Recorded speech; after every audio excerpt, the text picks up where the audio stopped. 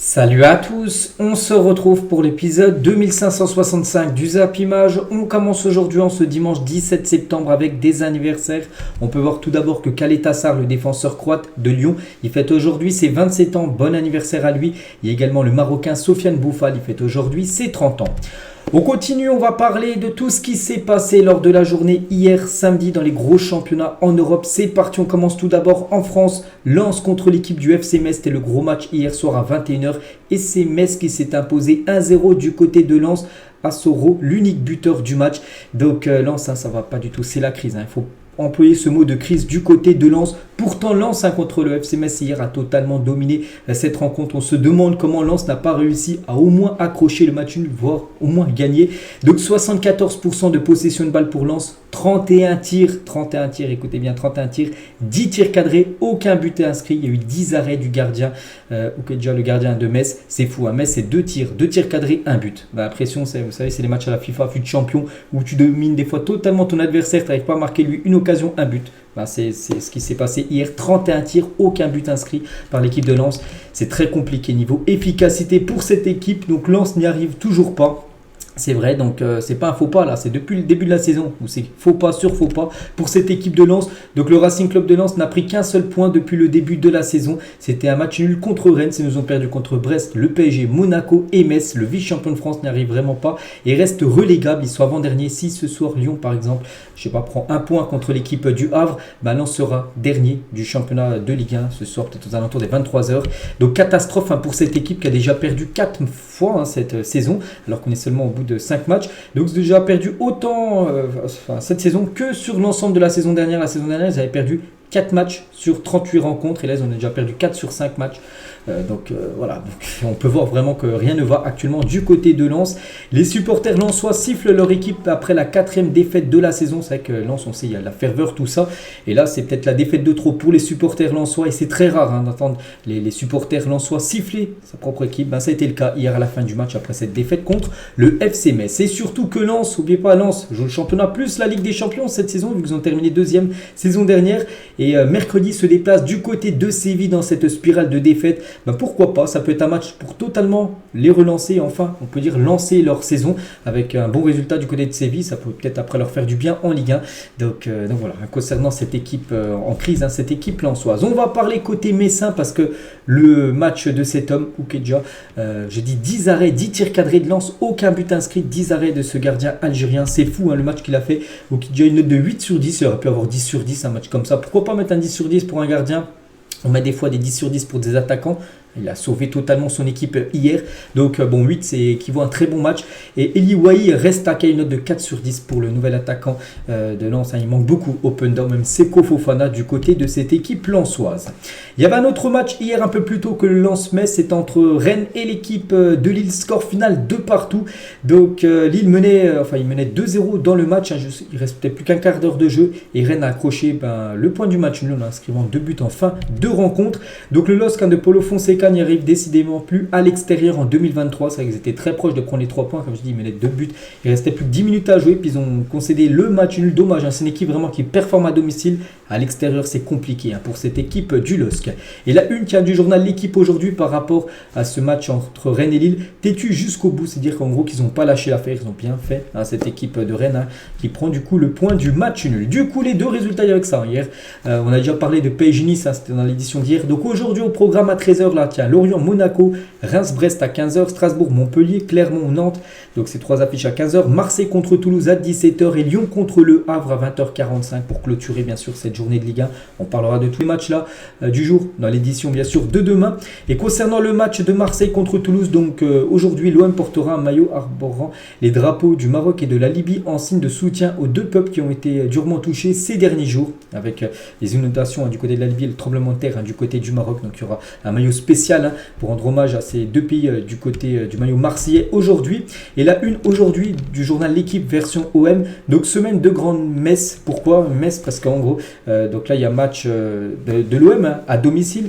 Et la semaine prochaine, je crois, c'est le pape. Le pape qui vient du côté du Vélodrome faire une grande messe. C'est peut-être pour ça qu'ils ont utilisé le mot messe tout simplement.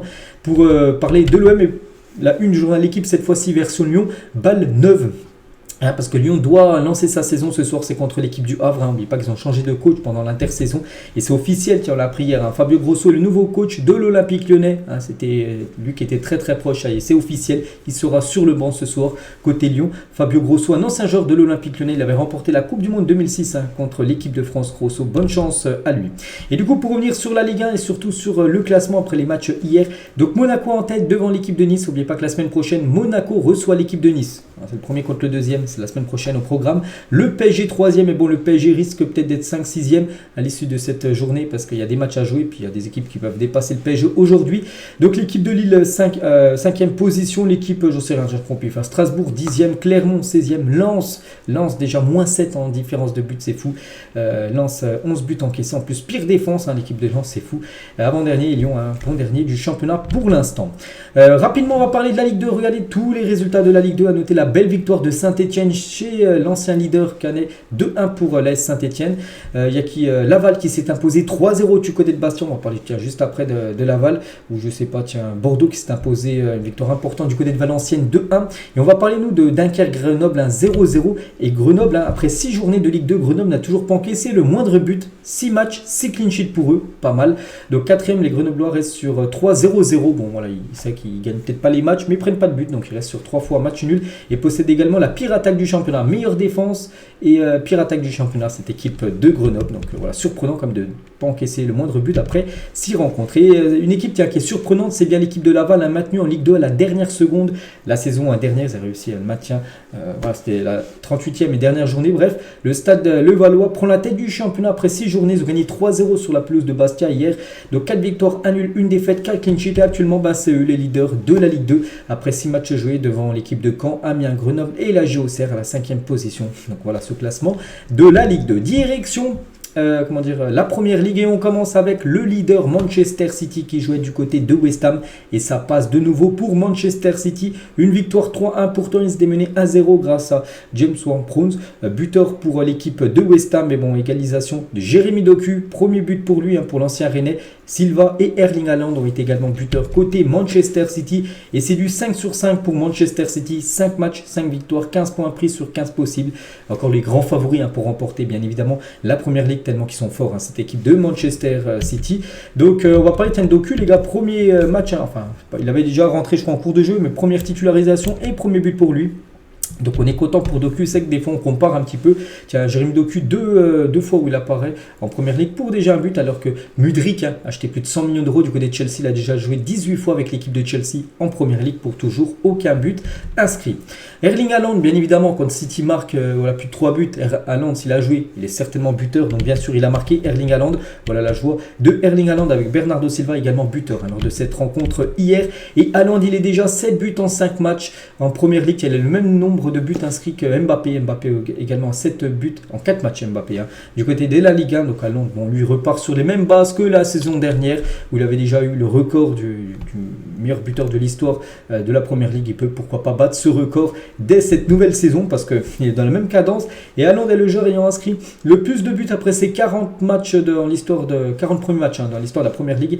Il est déjà 43 buts après ses 40 premiers matchs dans la PL. Donc voilà. Bon, maintenant on ne le présente plus, on le connaît tous bien évidemment, Erling Haaland. Et juste le buteur côté West Ham, quelle recrue, c'est James Ward-Prowse qui est arrivé en provenance de Southampton, donc recruté pour 35 millions d'euros, donc déjà 5 matchs, 2 buts donc contre City hier malgré la défaite et 3 passes D, donc lui pour l'instant il performe du côté de West Ham malgré la défaite, j'ai dit hier de West Ham. On va parler d'une équipe surprenante, Tottenham, qui est actuellement dauphin de Manchester City. Pourtant on pensait que Tottenham, avec le départ d'Harry Kane, on pensait que ça allait être très compliqué pour eux. Pour l'instant tout se passe bien, et hier ils jouent contre Sheffield United et un match complètement fou, ils perdaient 1-0, écoutez bien, à la 90e plus 7 minutes de temps additionnel. Donc voilà, bon, pour eux, c'était sûr, ils allaient perdre le match, alors qu'il restait une poignée de secondes. Ils ont gagné le match 2-1, c'est fou.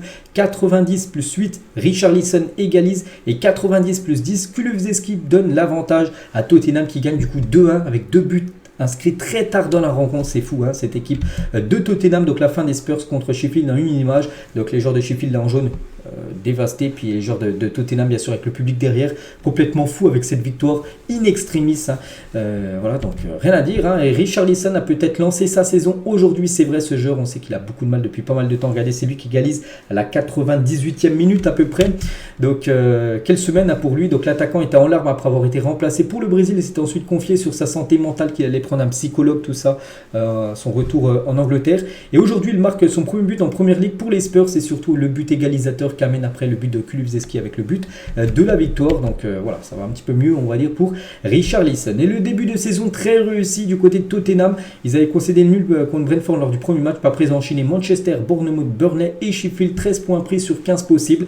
Donc, ça se passe plutôt bien. J'ai dit l'après Harry Kane du côté de cette équipe. Maintenant, pour cette équipe, c'est le gros problème, c'est être régulier. Là, c'est vrai qu'ils commencent fort. On verra au fil de la saison s'ils vont être aussi réguliers. Et voilà, s'ils peuvent être réguliers, ils peuvent pourquoi pas gêner, déjà attraper une place en Ligue des Champions saison prochaine et gêner pourquoi pas Manchester City, bien sûr, pour remporter le championnat. On va parler de Manchester United cette fois-ci qui joue contre la très belle équipe de Brighton et Brighton s'est imposé 3-1 du côté de Manchester United. Donc bon, il y avait 3-0 comme pour Brighton. Ils ont sauvé l'honneur, on va dire, Manchester avec Mejbri Hannibal, donc le joueur tunisien qui a inscrit l'unique but du côté de Manchester. Mais bon, voilà, c'est quand même une grosse défaite à Old Trafford pour Manchester United. Il aura fallu attendre la 78e minute pour voir le premier arrêt d'Onana face à Brighton cet après-midi parce qu'avant, il n'avait pas grand-chose à faire. Mais voilà, les tirs cadrés, à chaque fois ça finissait au fond des filets. 3 tirs cadrés, mais à chaque fois il prenait un but.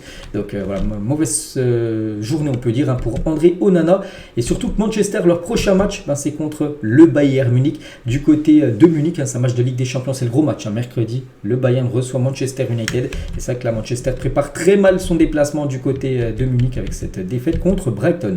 Et côté Brighton, adversaire futur hein, de l'OM en Europa League, quelle équipe hein. Et le 11 de départ de Brighton aura coûté que 18 millions d'euros. Si on regarde les joueurs là, on peut voir les 11 joueurs. Donc le prix des joueurs, je sais pas, Mitoma il a été acheté 3 millions d'euros. Welbeck il est arrivé gratuitement. Daoud gratuitement, il est arrivé libre.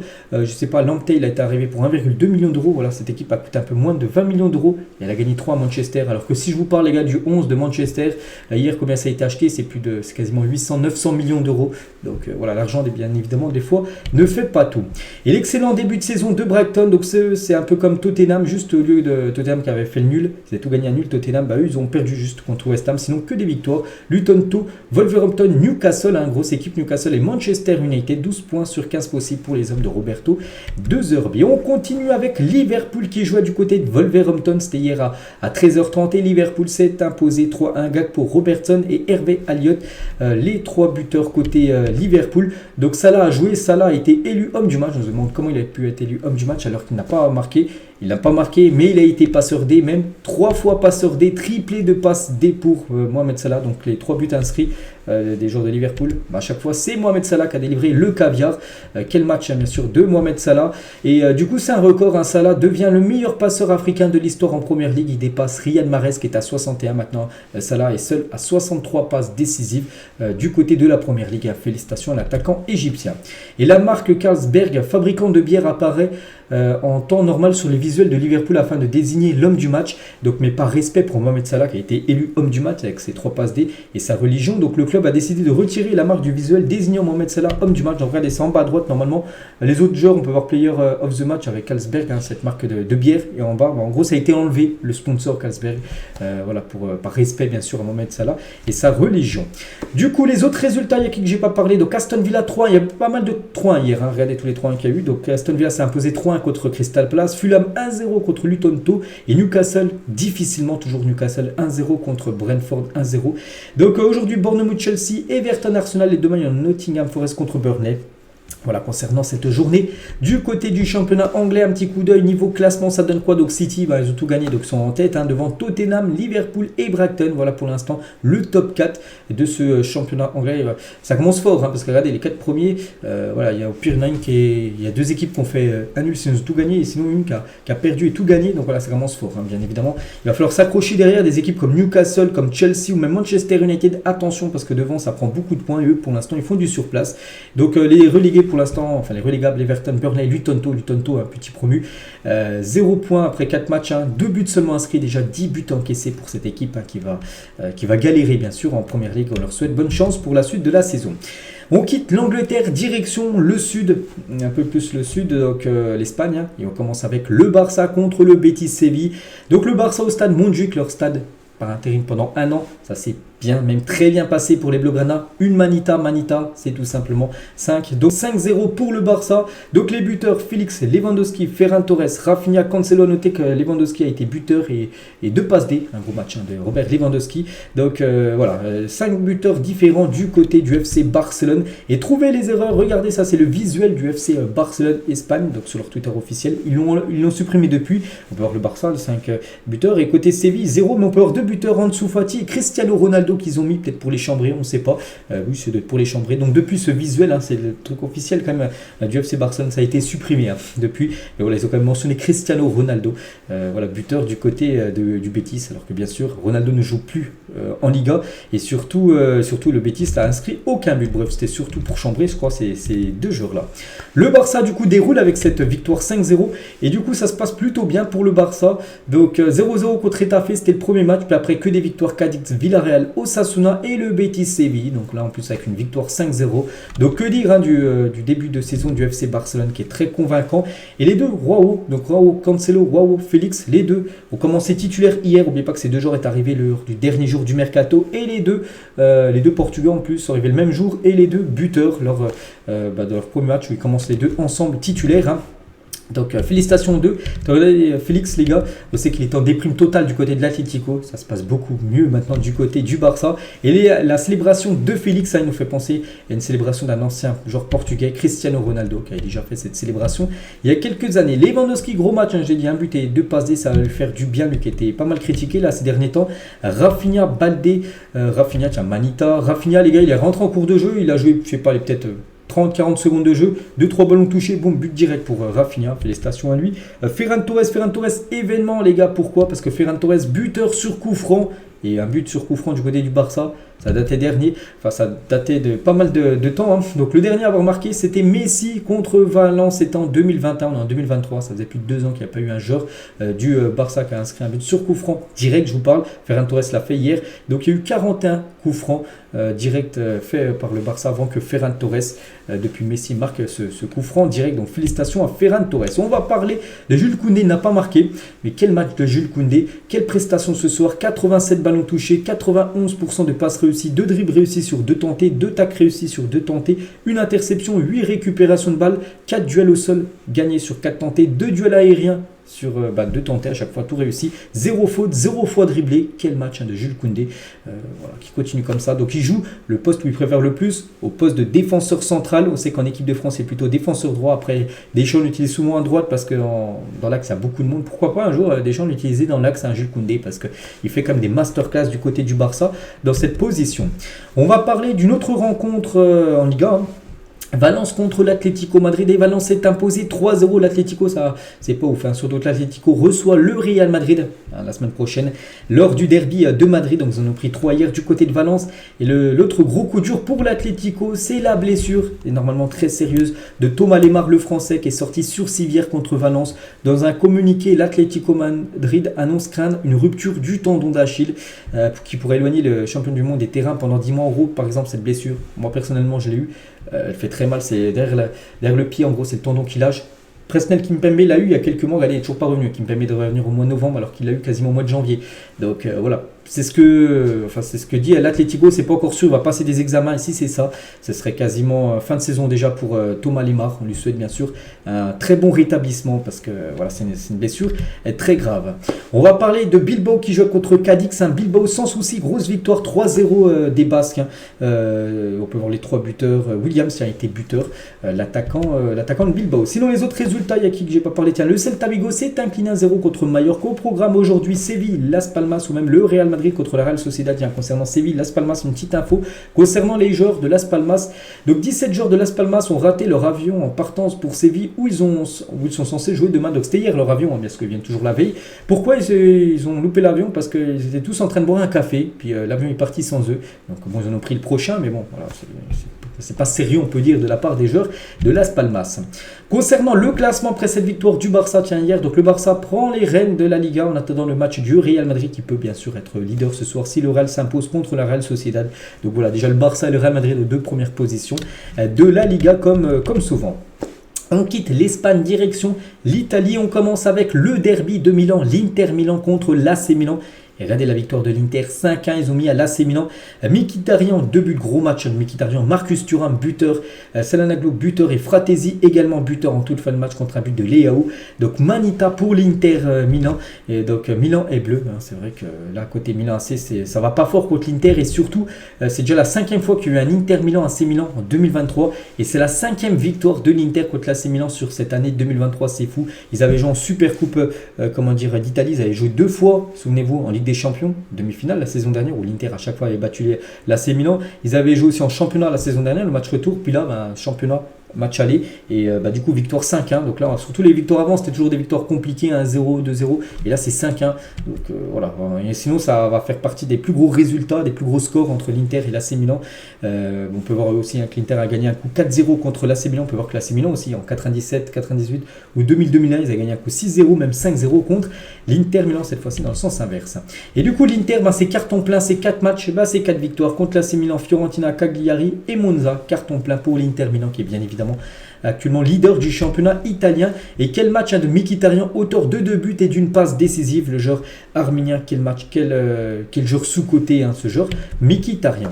On va parler de la Juventus Turin qui jouait contre la Lazio, c'était hier à 15h, et la Juve, belle opération, une victoire 3-1, Vlahovic, doublé, Chiesa, buteur contre un but de Luis Alberto côté Lazio de Rome. Parfait pour la Juventus Turin qui commence fort ce championnat, 3 victoires, un nul. N'oubliez pas que la Juventus jouera seulement le championnat, ils étaient en Europa Conference League, ils ne jouent pas cette compète, ils ont été exclus, c'est la Fiorentina qui les remplace, ils vont pouvoir se concentrer 100% au championnat, donc c'est une équipe qui peut bien sûr prétendre remporter la Serie A cette saison. Et après les mésaventures de Paul Pogba à la Juve, certains supporters ont su trouver une solution. On sait que Pogba, il y a des problèmes avec des trucs anti-topage, tout ça. Donc il y en a, il a enlevé le P de Pogba, il a mis le DR de Drogba. Et du coup, Drogba, la numéro 10, Drogba n'a jamais joué bien sûr à la Juventus Turin. On va parler de Naples. Naples qui joue du côté du Renoir. Donc Naples, on ne sait pas si c'est 2 points de perdus ou un bon point de prix, parce qu'ils perdaient 2-0 du côté du Renoir. Mais ils ont su égaliser grâce à Raspadori et Politano l'espace de 8 minutes. Ils ont su inscrire 2 buts et du coup ils ont pris un point du côté du Renoir, cette équipe entraînée par Rudi Garcia. Du coup les 3 résultats hier, on a parlé des 3. Le programme aujourd'hui en belle affiche, il y a la Fiorentina contre l'Atalanta Bergame ou même l'AS Roma qui commence avec 2 défaites, 1 nul, ils ont seulement 1 point. L'AS Roma qui joue contre Empoli, victoire obligatoire ce soir des hommes de José Mourinho. On peut voir aussi 2 affiches demain concernant le classement. Donc l'Inter en tête, ils ont tout gagné devant la Juve, 2e, l'AC Milan 3e et Naples actuellement la 4e position. Regardez l'AS Roma à la 18e position, il joue contre Empoli qui est dernier. Pas le choix, victoire pour l'équipe de Rome. On prend la direction de l'Allemagne, on commence avec le Borussia Dortmund. Avant de jouer contre le PSG, bien sûr, mardi en Ligue des Champions, il joue du côté de Fribourg et victoire de Dortmund 4-2. Il prépare très bien ce déplacement au Parc des Princes après-demain. Donc Matt Hummels doublé, Malen et Marco Reus, le dernier buteur côté Borussia Dortmund. Leipzig qui joue contre Augsbourg, ça passe pour Leipzig, très bonne équipe sous-côté, Leipzig qui sont très très forts. Donc 3-0, donc un but de Simons, Openda et Rome. Voilà, donc les 3 buteurs côté Leipzig. On va parler surtout de Xavi Simons. Après seulement 12 minutes de jeu hier, il avait déjà marqué un but et une passe D pour le but de Luis Openda. Donc voilà, Xavi Simons, n'oubliez pas que c'est un joueur du PSG prêté sans option d'achat. Je le répète, sans option d'achat, c'est-à-dire qu'il reviendra à Paris l'été 2024. Xavi Simons, on espère cette fois-ci qu'il soit conservé par le club parisien, parce que depuis la saison dernière, le PSV, et puis là ce début de saison où il est très très fort, il faut que le PSG maintenant le conserve. Ce joueur Xavi Simons, c'est surtout que le PSG le fasse jouer. Et pour revenir avec lui, donc cette saison avec Leipzig, c'est déjà 4 matchs, déjà 3 buts et 4 passes D pour lui, c'est fou, déjà décisif 7 fois en 4 matchs du côté de son nouveau club. Et la charnière de l'équipe de France Esport rassure les arrières de Leipzig aujourd'hui. Donc Lukeba et Simakan connaissent leurs premières minutes ensemble en club et développent leur connexion. Voilà. Des fois, souvent ils sont en équipe de France Esport titulaire les deux, cette fois-ci c'était les deux titulaires du côté de Leipzig. Donc ils ont fait un gros match, vu que c'est un clean sheet pour Leipzig hier. Les autres résultats, je sais pas, Wolfsburg s'est imposé 2-1 contre Union Berlin. Union Berlin se déplace au Real Madrid mercredi à 18h45. Hoffenheim s'est imposé 3-1 contre Cologne. Francfort sans Colomani a fait un partout contre Bochum. Et Stuttgart s'est imposé 3-1 du côté de Mayence. Et concernant Stuttgart, on va parler du meilleur buteur. Il fait mieux que Haaland ou même Mbappé. C'est Guirassy, s'offre un triplé avec Stuttgart. C'est lui qui a inscrit les 3 buts. Et il comptabilise déjà 8 buts en 4 matchs de Bundesliga cette saison. Mbappé et Haaland, ça a 7 buts. C'est un début de saison en championnat. Lui, il fait mieux. 8 buts déjà en Bundesliga. Guirassy, ancien joueur de Rennes, si je ne me trompe pas. Donc, début de saison énorme de l'attaquant de Stuttgart. Du coup, niveau classement, ça donne quoi? Donc, Leverkusen et le Bayern Munich, les deux en tête. N'oubliez pas, il y a eu 2 partants entre ces deux équipes. C'était vendredi. Leipzig 3e et le Stuttgart à la 4e position. Dortmund est actuellement à la 7e position. Direction le Portugal. Il y avait 3 rencontres hier. Braga s'est incliné 3-1 et le Benfica s'est imposé 2-1 du côté de Vizela. Et côté Benfica, donc il y a eu bien sûr Di Maria qui a joué. Regardez le début de saison de Di Maria. 6 matchs, déjà 5 buts et une passe D. Et bien évidemment, hier, il a été décisif. En vrai, Di Maria, on peut voir le programme aujourd'hui et demain du côté du Portugal et le classement toujours dominé par Porto, le Benfica et Boavista. Porto à la 3e position. Du côté de la Turquie, il y avait aussi 4 affiches hier. Adana Demirspor, il y a le nouveau club de Edouard Michel, l'ancien joueur du PSG, ou même de Mario Balotelli. 3-0, ils ont gagné. Le Galatasaray s'est imposé 4-2 contre Samsunspor. Et côté Galatasaray, Hakim Ziyech a joué ses premières minutes avec le Galatasaray hier soir. Il a même délivré une passe décisive pour sa première. Félicitations à Hakim Ziyech et aussi Tanguy Ndombele a également joué ses premières minutes avec l'équipe du Galatasaray. Je dis que ça a été imposé 4-2. Donc voilà, les 2 dernières recrues, déjà, ont joué déjà parce que Ndombele n'a pas été décisif. Hakim Ziyech, lui, oui. Et concernant Galatasaray, actuellement en tête de ce championnat turc avec déjà 10 points pris après seulement 4 matchs joués. Du côté de l'Arabie Saoudite, l'équipe de Al Nasser, l'équipe de Cristiano Ronaldo jouait du côté de Al Raed et Al Nasser, ça passe pour une victoire 3-1. Donc Sadio Mané, Talisca et Cristiano Ronaldo, les 3 buteurs côté Al Nasser. Et Ronaldo, de nouveau buteur, je dis, donc 12 matchs et déjà 13 buts et 5 passes D pour Cristiano Ronaldo du côté de Al Nasser. Et avec son nouveau but, c'est son 851e but pour Cristiano Ronaldo dans sa carrière.